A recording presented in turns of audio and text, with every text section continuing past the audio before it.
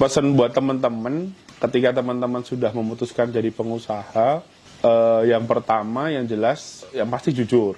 Nah, terus yang kedua, ini juga teman-teman tuh percaya atau enggak, dan sepertinya memang harus dipercaya ya, bahwa tetap sih kalau dari saya, sodakoh itu adalah yang utama. Jadi ketika teman-teman belum dimampukan sodakoh ya 2,5%-nya dikasihkan ke orang.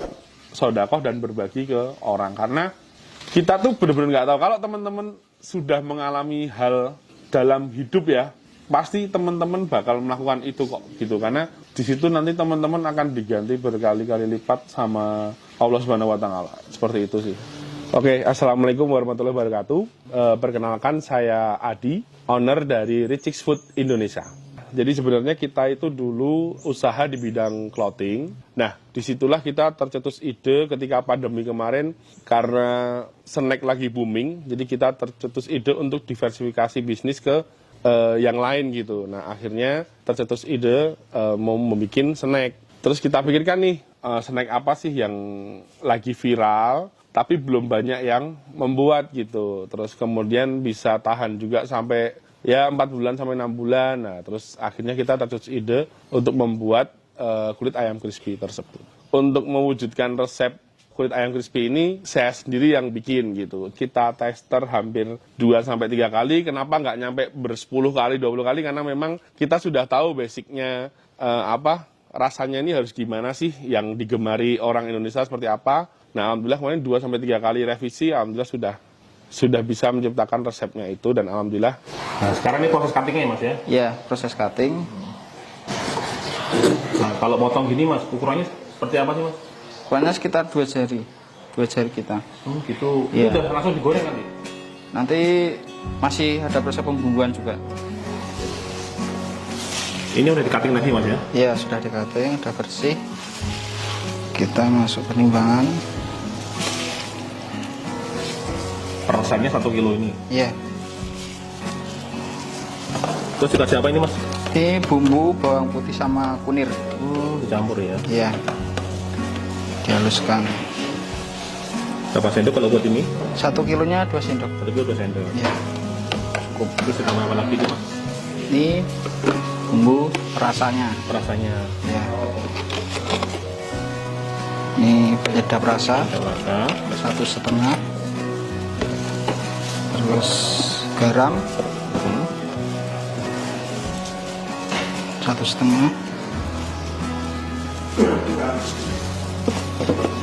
Kemudian lada putih. Lada putih.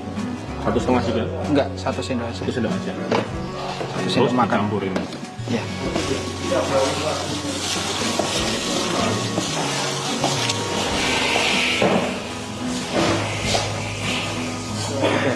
Nah, setelah ini prosesnya apa lagi Mas?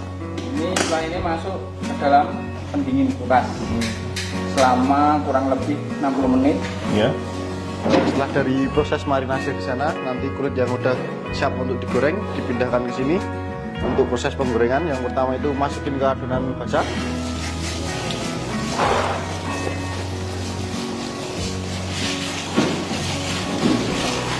Setelah itu ditirisin agar nanti tepungnya nggak terlalu tebal.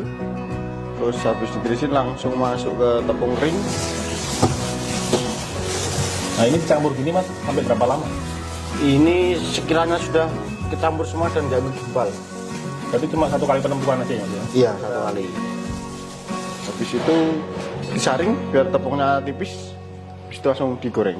Khusus untuk kulit yang udah tercampur dengan rata dengan tepung, nanti kita goreng pakai suhu minyak 170 agar nanti dapat crispy-nya. Soalnya kalau suhunya kurang dari segitu atau terlalu dingin, maka nanti akan lembek terus keras. Berarti ada standarnya sendiri ya Mas ya? Udah ada standar sendiri. Atau 70 derajat Celcius? Ya. Snacknya tuh kulit ayam crispy ini tuh viral, jadi kita juga kaget banget sama respon pasar yang luar biasa. Nah, rahasianya gitu kenapa bisa viral, resep itu kita bikin memang standar lidah Indonesia gitu. Jadi nggak main-main nih, kita bener-bener ngeresepinnya tuh pakai formulasi yang memang sudah kita kita pikirkan dengan matang gitu. Karena banyak penggemar kulit ayam crispy ya, jadi ketika akhirnya orang mencoba kulit ayam tersebut, mereka akhirnya repeat order. Alhamdulillahnya sekarang ini sudah mencapai di angka 500 sampai 1000 bungkus lah per hari, alhamdulillah banget. Itu juga berkat ada beberapa reseller yang datang dari luar kota, WhatsApp ke kita untuk ikut berjualan juga. Jadi buat teman-teman yang mau gabung dan join reseller, ini kesempatan yang bagus sih mumpung belum ada, karena kita bakal membatasin satu kota itu satu reseller seperti itu.